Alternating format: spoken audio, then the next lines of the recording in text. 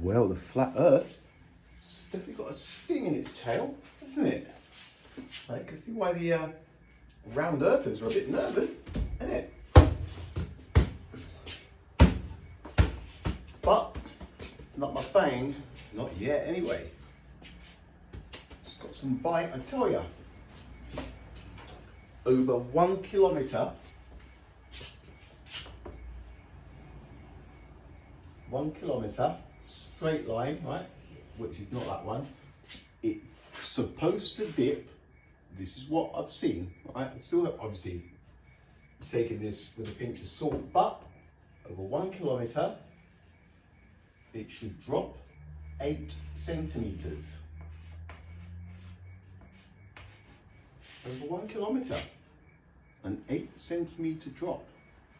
That's a substantial drop. When you see the boats go out, do we see any drop? If it's round, they say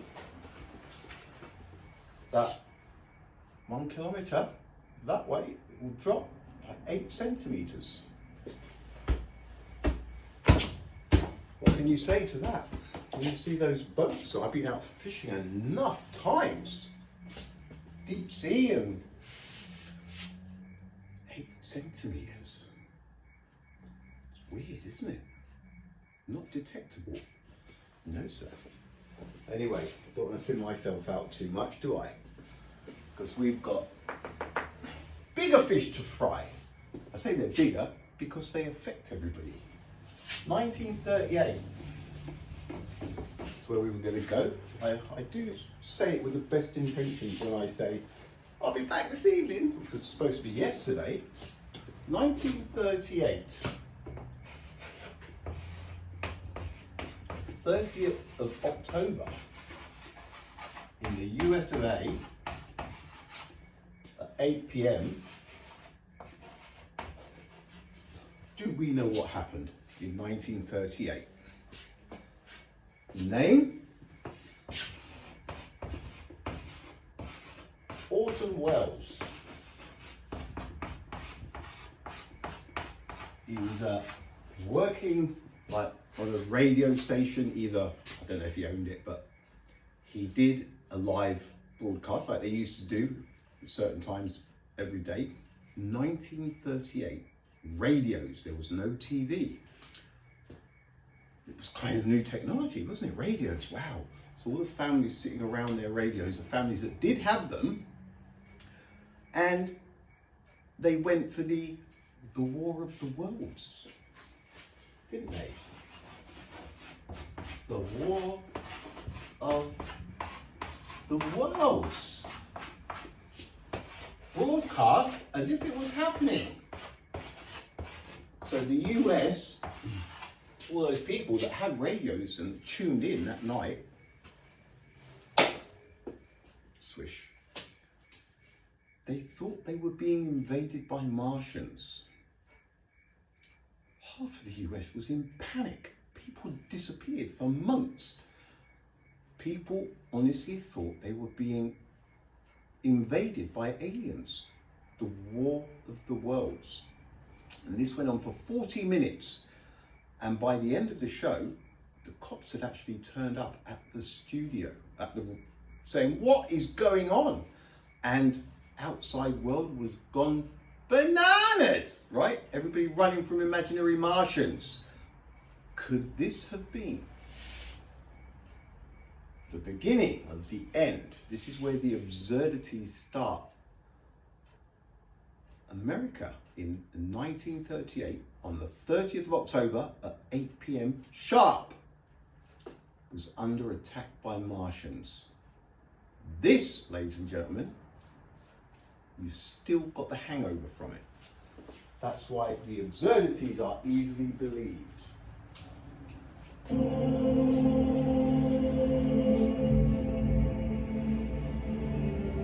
The pyramids have risen up out of the sands of Egypt as a proud testament to the nature of human achievement.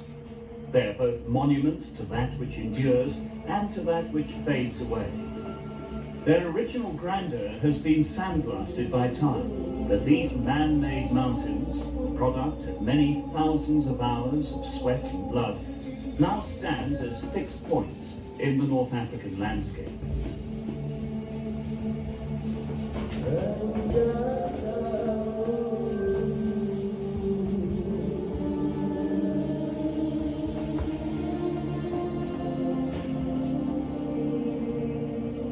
They are as natural a part of it as the desert plains, the mountains, or the great river Nile.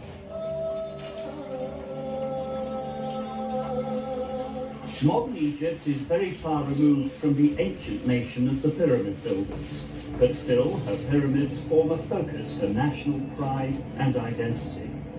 They are a legacy which has been handed down to the Egyptians from ancestors who believed in multiple gods and whose government was imposed by ruling dynasties.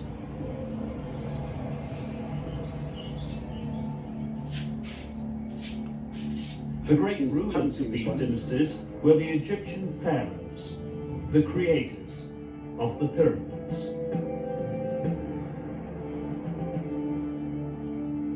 Anyone who has visited Egypt will have visited the pyramids, and the sheer size immediately fills you with such awe that you begin to want to find out more, I think.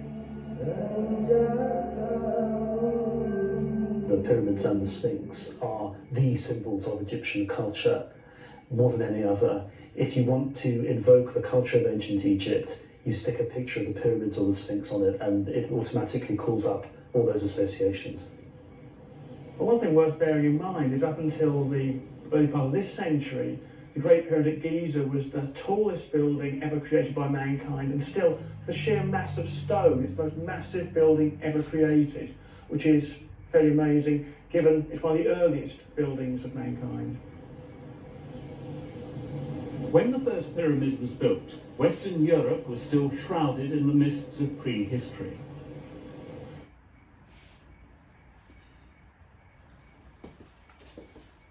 Speed of light and the pyramids, the Egyptians and the pyramids. Two of the craziest Twilight Zone. How else do we explain it, right?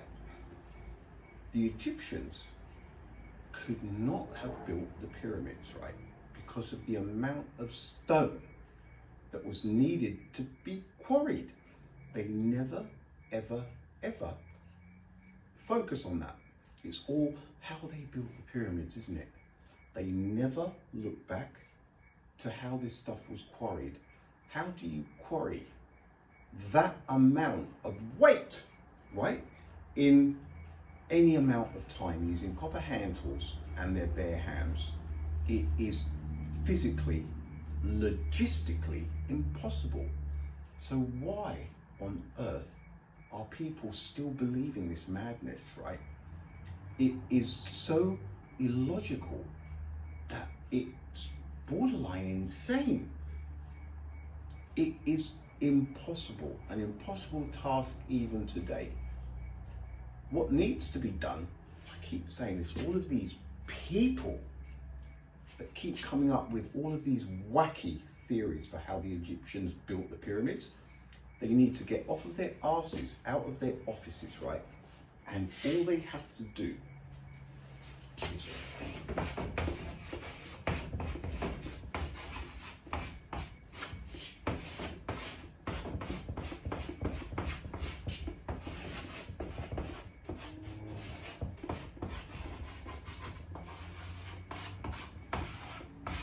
that's all they have to do. Show us just one stone, right? All this talk, some people say, oh, we could do it easily. Really? You wouldn't stand a chance of even quarrying one 2.5 ton stone out of anywhere using just copper hand tools and your bare hands. It doesn't matter how many of you there are, it's not going to happen. This is, let's put this in red for those people that aren't so sure about stuff.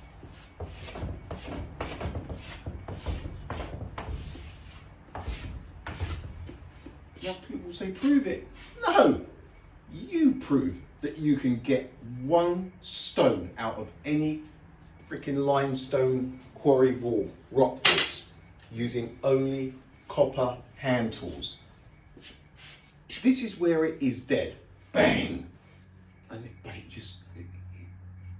people majoring in it. There is nowhere to go.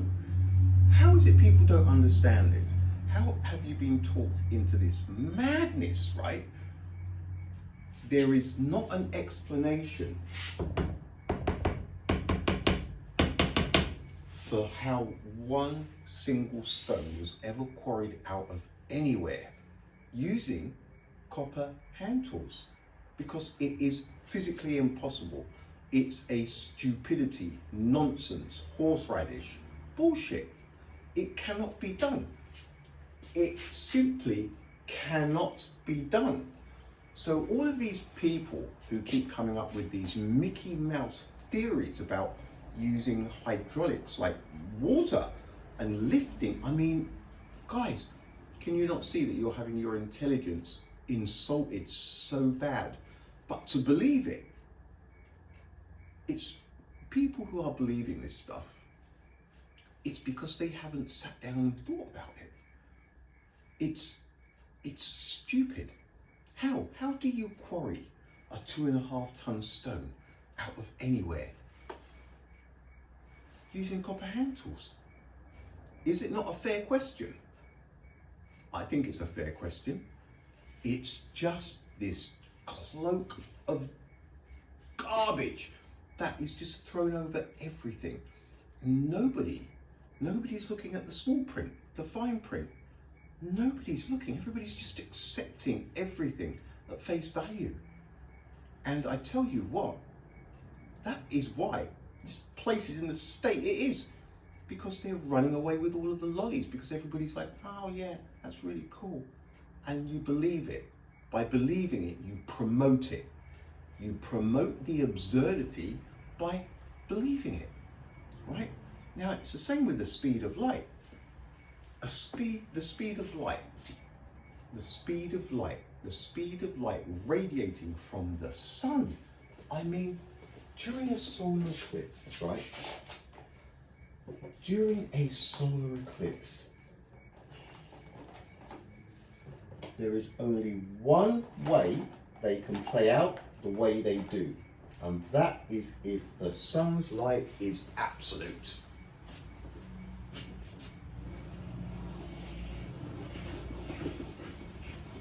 Because there is no delay whatsoever. It doesn't matter about the scale, because we're on a blackboard, aren't we? Now, from the sweet spot on planet Earth, right here, the shadow, that was lucky, the shadow of the moon falls directly in line, obviously, with the sun that is radiating the light from behind it, okay? There is zero delay. There is no photon, not even one photon involved in this, because if there were, by the time the 8 minutes and 20 seconds has passed, it takes Mickey Mouse photons to reach the moon. When they left the sun, Earth was facing that way. But when the photons finally hit the moon, 8 minutes and 20 seconds after they left the sun, planet Earth would have already turned 2.08 degrees anti-clockwise. This is a fact. This right here is what people cannot handle. It is a fact. Planet Earth will spin anti-clockwise by 2.08 degrees in 8 minutes and 20 seconds. Knowing this, what's that? Knowing this, but still seeing the sun directly behind the moon, it's called a paradox. Because people on the sweet spot can see the sun's corona, the sun directly behind the moon. This means that the light that is hitting the moon and the moon's casting its shadow, it's absolute light. It has to be. There can be no delay. If there were a delay, there can't be a delay. It's a paradox. It's something that simply cannot happen. It cannot happen. You cannot have a solar eclipse play out the way it does with finite light, because Earth has already moved away from those particular photons that have taken 8 minutes and 20 seconds and that are then casting the moon's shadow. Planet Earth has already moved out of the way. So why has it taken 8 minutes and 20 seconds of photons traveling, but the sun is still directly behind the moon? It's a stupid question. It's a paradox, and there is only one answer, and it's more than obvious. There is no delay. It's absolute light. The sun is on. All of the light it radiates is seen everywhere that it's going to reach in an instant. Bang, absolute light. There is zero delay. And if there is a delay, where is it? Where is it? Nobody has a logical explanation. Nobody's answering my calls. All the professional, the people with the qualifications, where are they? Where are they? Why are they hiding? There is no logical answer. Relativity needs finite light. It's horseradish. The whole shebang, cadoodle, whatever you want to call it. It is all an absurdity. These two things, solar eclipse and the no logical answer for how one single stone was ever quarried using just copper hand tools. You can see the pyramids have been submerged, for crying out loud. The amount of horseradish that people are digesting, the intelligence insulting that is going on is out of the ballpark. And by accepting this stupid stuff, the way people are, even though the facts clearly point to something else, you're helping promote the absurdities by believing this crap. All right? Two easy slam dunks. Common sense and logic. Doesn't need anything else. This stuff is horseradish. Slam dunko. Right, I will be back. One must carry on with the other part of life, not just this. Later, peeps.